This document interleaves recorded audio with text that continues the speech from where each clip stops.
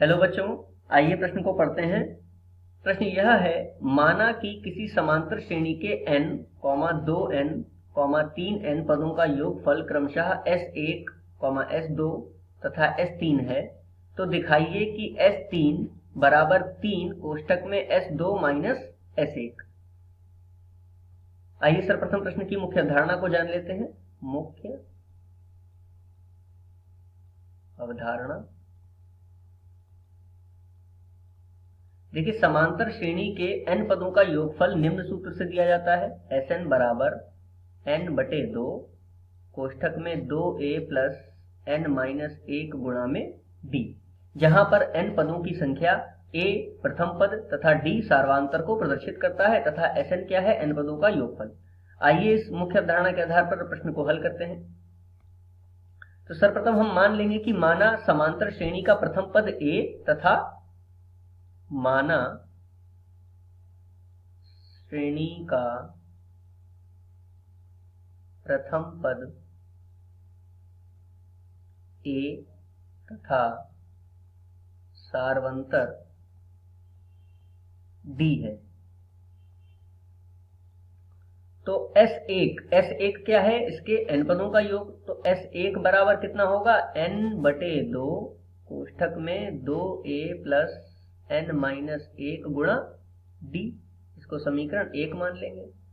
S2 क्या होगा? इसके 2n पदों का योग, यानी कि 2n/2 कोष्ठक में 2a प्लस 2n माइनस 1 गुणा d।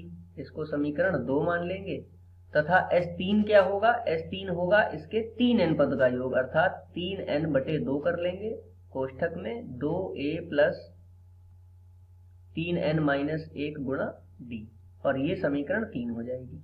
अब देखिए, जो हमें सिद्ध करना है इसमें हम दाएं पक्ष से हल करते हैं। दायां पक्ष क्या दे रखा है? 3 कोष्ठक में S2 माइनस S1। इसको हल करते हैं। यहां पर लिख लेंगे दायां पक्ष। क्या दे रखा है दायां पक्ष?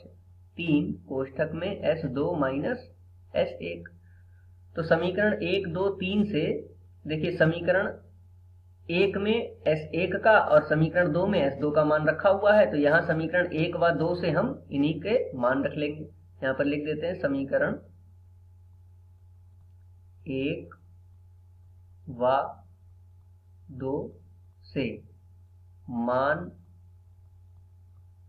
रखने पर, देखिए मान रखने के बाद हमें क्या प्राप्त होगा? 3, और कोष्ठक में एक बड़ा सा कोष्ठक लगा लेते हैं। S2 का मान क्या है? S2 का मान है 2n/2 और कोष्ठक में 2a प्लस 2n माइनस 1 गुणा d।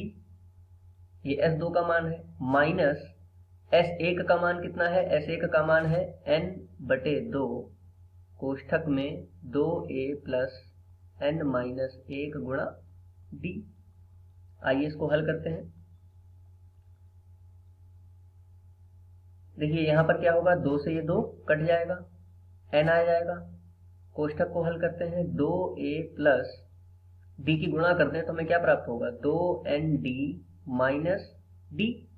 ठीक है, कोष्ठक बंद कर लेते हैं। माइनस यहाँ पर देखिए n/2 है, अभी इसको n/2 ही लिखा रहने देते हैं। और यहाँ पर हल करते हैं तो क्या प्राप्त होगा? 2a plus 2nd minus d। तो यहाँ पर खाली nd है, 2 नहीं है, तो यहाँ से 2 हटा देंगे और हमें क्या प्राप्त होगा? nd माइनस d, और कोष्ठक बंद। अब देखिए, पूरे पद में हमें यहाँ से भी और यहाँ से भी n उभयनिष्ठ मिल रहा है, तो n को उभयनिष्ठ ले लेंगे तो हमें क्या प्राप्त हो जाएगा? 3n।